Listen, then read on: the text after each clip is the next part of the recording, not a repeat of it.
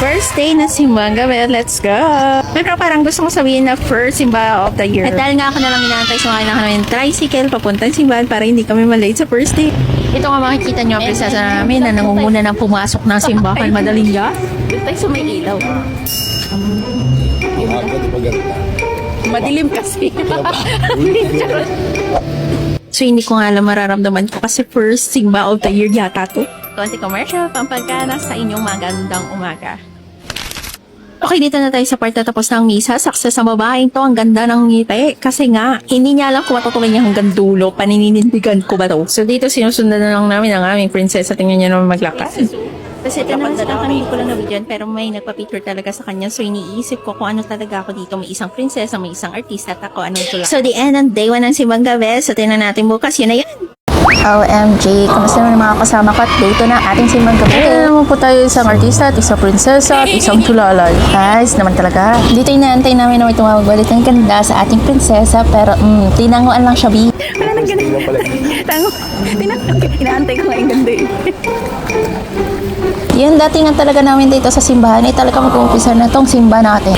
Kaya naman hindi na nakaupo ang mga dalagang ito at nakatayo lang naman tayo buong simba kaya walang antok na nangyayari. Maganda naman at least focus tayo sa homily ni Father at success. At yun nga, success naman tayo sa ating date at ngayon nag-iisip lang naman kami kung saan kami kakain habang paalis ng simba. Ang daming tao, ang daming talagang nagsimba. Alam niyo ba, simba of the year ko to kaya nakaka-excite at habang papalabas kami ng simbahan talagang na-amaze ako kasi ang dami talagang tao. Kala mo naman talaga. Itong napapala na hindi pala simba. So habang naglalakad kami, na-realize ko na yung kahapon kasama namin yung artista ay ngayon Mayora na. Kaya sama naman yung isang linggo naman John Mayora. Sayang naman ang outfit ko, hindi natin nararampa, diba? Dito habang naglalakad sa kabila ay may nagsisigawang kabataan. Ngayon papunta na kami sa kainan. Dito kami kakain pansit at kanton. At dyan na nagtatapos ang aking bye-bye. Yeah! Dito rin ang simbang gabi at kasama ko ang pinakamaganda at gorgeous na aking baby girl, si Corinne. Hi baby girl, where are we going? Good naman yun! Good, sexy man yan! Dito nga halatang excited ng baby girl ko habang nagbababay sa kanyang mama nangunguna na sa lalaki niniwan ako. Yabang mo naman sa sapatos mo, nailaw. Oh, akin na, dito ka sa akin para hindi kanin ng akin. Hay ka muna. Saan tayo punta? Dandahan. Inulit ko ang tanong sa kanya dito kung saan kami pupunta at ang sagot niya ay SM. O sige, baby girl, panindigan natin ng SM, simbahan talaga yun. Makikita mo sa mukha ng baby girl na yan ang excitement kung saan man kami pupunta. Grabe, nakarating kami dito sa simbahan na 30 minutes bago mag-umpisa ay punuan na talaga doon sa loob. Kaya dito kami sa gilid, buti na lang maraming monoblocks. So yun na nga, success ang day 3 ng simbang gawin natin kasama ang gorgeous girl. Di ko alam kung gutom siya dito, bakit siya malung. Pero paglabas naman namin ng simbahan ay mukhang excited na naman siya sa aming pupuntahan dahil pupunta kaming McDo para kumain. Gutom na yata siya at ako din. O diba, ang cute-cute ng baby girl ko. Kaso pagdating namin sa McDo, napakadaming tao at wala kaming maupuan. Kaya sabi ko, baby girl, okay lang mo, hindi tayo kumain pero maglalaro kapag lalaruin kita. Go! Diyan nga, 4 pa lang sila pero ang lalaki ng kalaro niya. Siya lang yung nag-iisang babae kaya wala siya. Uy, muntik na siyang mabangga. Pero palaban ng ating baby girl, kaya for the go lang sa laro dyan, marami na sila at medyo nagkakaagawan na sila sa slide. Pero masaya pa rin naman ang ating baby girl kahit siya lang at wala siyang kausap o kalaro kahabulan dyan. Basta enjoy siya sa ginagawa niya, may sarili siyang mundo. At hindi ko na nga nabidyohan yung pag-uwi namin pero sabi ko sa baby girl ko, uwi na kami at umuo naman siya, yes. Day 4 na si Bagkapi at success na naman tayo. Hindi ako masyadong nakapag-video dito kasi nga todo habol ako sa oras at malilate na ako sa misa. Kaya naman yan, nakauwi na ako at tuwang-tuwa dahil nakahabol tayo sa misa ng Day 4. Yes! Say. Day 5 na si Bagkapi at kasama ko ang gangsters. So habang naglalakad kami, may pinagchichismisan kami pero hindi ko na alam kung sino. Nandito na naman tayo, isang artista, isang prinsesa at akong tsulalay. Pero mahal ko kayo. Mahal ko kayo, mama mo. Nakikita ko na naman ng liwanag ng simbahan at papasok na nga sana kami. Pero may nagpipicture kaya gumawa kami ng paraan kung saan kami dadaan. Dito nga ay tuluyan na kami nakapasok at inaantay ko may tumawag sa kanyang ganda at Ganda. dahil wala ako na tumawag sa kanya para naman ma-inspire ang ating prinsesa bago mag-umpisa ang misa. At sakto nga dating ng mga gangster na to. Bago ang lahat, kailangan namin ng commercial break, o diba? Yeah, success naman tayo sa ating 50 na simbang gabi, nakakaiyak. Dito ay bigla nga kumaway ang ating mayor at ang huli ng ating prinsesa. Di nga lang masyadong nagip ng video, sayang. Oo. Birthday eh, no? Iba-iba roll. At dito nga palabas na kami ng sabahan ng biglang lapitan ni sister ating princess. At bless na naman siya today, babe. Iba talaga ang maganda na be blessed. Kaya mamaya, princess, umanda ka kasi makikishare kami ng blessing sa'yo. Hindi makabasag pinggan yarn. Dito iniantay namin ng prinsesa na makalapit sa amin para makashare na kami ng blessing sa kanya. Pwede ka ba naming hawakan kasi blessed ka today? Yung hindi pa talaga natatapos ang blessings ng ating prinsesa, nakita niyo pa kanyang baby boy. So, paano yung kilay, prinsesa? Masyado na siyang kinikilig. Tama na to, babay na. Okay, day 6 na si gabi at paninindigan natin talaga to hanggang dulo. Dito nga nakabawi ako kasi ako naman ang nagsundo sa kanila. First and last na pala to, hindi ko na naulit. Eto na nga, habang naglalakad kami, may pinagkakwentuhan kami at hindi to about sa'yo, girl. Ay, hindi rin about sa kanya. About to sa bebe boy ng ating prinsesa kasi umagang-umaga. Uy! Wait lang. Umagang-umaga iniisip namin kung saan kami kakain. Doon ba kay malapit kay baby boy or sa iba na? At naglalakad na nga kami papasok ng simbahan. Nakikita ko na liwanag ng simbahan. Habang papasok ay nag-iisip na ako kung may tatawag na naman na ganda sa ating prinsesa. Kaya ako dito ng ganda. Sarap lang ate yun. Ate. Ay, fuck. Kaso ngayon nga, nagugulo na naman tayo walang tumawag na maganda sa ating prinsesa. Ay. Daily routine na namin na mag-uumpisa na yata yung sa tuwing dumadating kami kaya wala na kaming maumpuan. Pero okay lang kasi nakakawala siya ng antok at nakakapokus kami sa homily ni Father. Nice. Yes!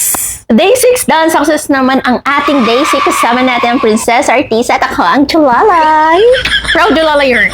So natapos ang day 6 ng masaya, matiwasay at sana pagpatuloy natin hanggang dulo. At dito nga masisilayan niya na naman na bless na naman ng ating prinsesa at hindi lang dalawang sister kundi tatlong sister na for today. Sana all talaga na-bless ng dahil dyan mamaya ka princess makikishare na naman kami ng blessings sa'yo. Iba ka! Oo nga eh. Tatlong blessing mo today. Grabe. Ito ang blessing.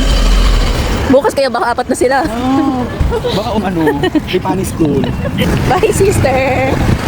Dito na nga magtatapos ang video to. Sabi ko sa inyo, wala talaga matinong ending ang babaeng to. Simbang gabi day 7. So let's go. Hanggang dulo na talaga to. Kaya namin to mga gangster. Ayun ang press. Grabe naman talaga bagong ribbon ng ating artista. Islas Mayora. So ganito talaga kami habang naglalakad chismisan mode. So let's go sa simbahan at ipagpatuloy ang simbang gabi na ating inumpisahan. Dito nga sinabi ko una kayo para mabituan ko yung pagrampan nyo at nakikita ko na naman ang ilaw ng simbahan. Parang sinasabi na nasa tamang landas ka anak. At dito nga ay nag-aantay na naman ako may tumawag ganda sa ating prinsesa. Pero bigo tayo mga ka-gangster. Anyway, mag-umpisa na naman ang simba. Success naman ang ating day 7. Alam niyo yung pakiramdam na natapos nyo yung simbang gabi ngayong araw? Ang sarap sa piling. Ngayon nag-iisip naman kami kung saan kami kakain.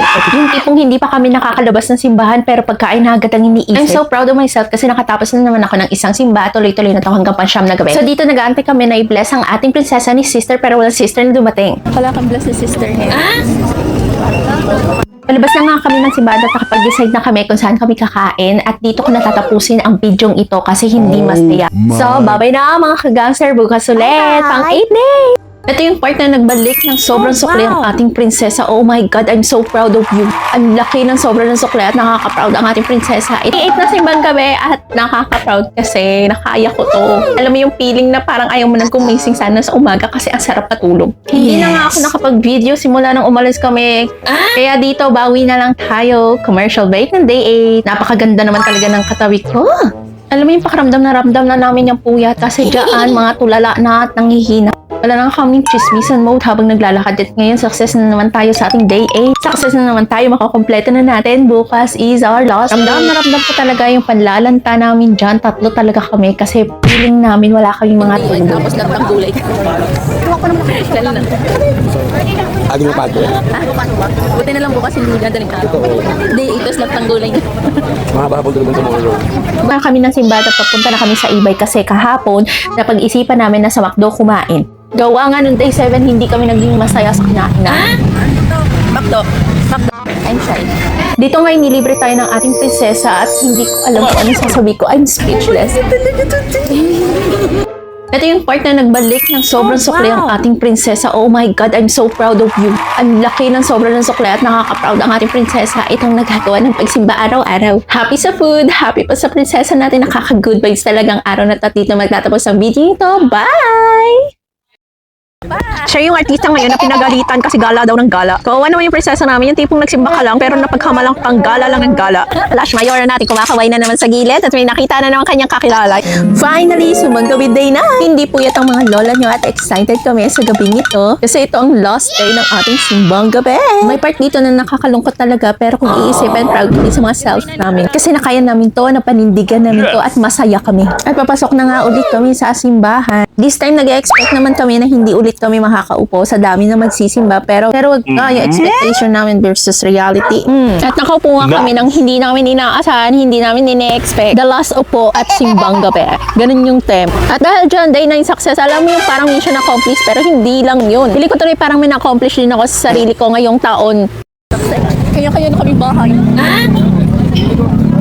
mo tuloy na-bless ni sister ngayon. No? Hindi siya na-bless ni sister. Artista na naman siya. Siya yung artista ngayon na pinagalitan kasi gala daw ng gala. Kawawa naman yung prinsesa namin, yung tipong nagsimba ka lang pero napaghamalang pang gala lang ng gala. Gala ka ng gala. Gala ng gala? Isa pa lang. Oh my God, ate. Mas malala sa'yo. Kawawa na may prinsesa namin. Yung prinsesa namin kawawa, gala ng gala, napagalitan pa. Galitan pa, tas kaloka. At yun na nga yung artista slash mayora natin, kumakaway na naman sa gilid at may nakita na naman kanyang kakilala. Iba talaga ang sikat. Dito nga ituloy na kami naghiwalay, kanya-kanya kaming bahay para mag-celebrate sa Christmas at mamimiss ko yung bonding na to. At least so dito na nagtatapos ang video to. Bye-bye!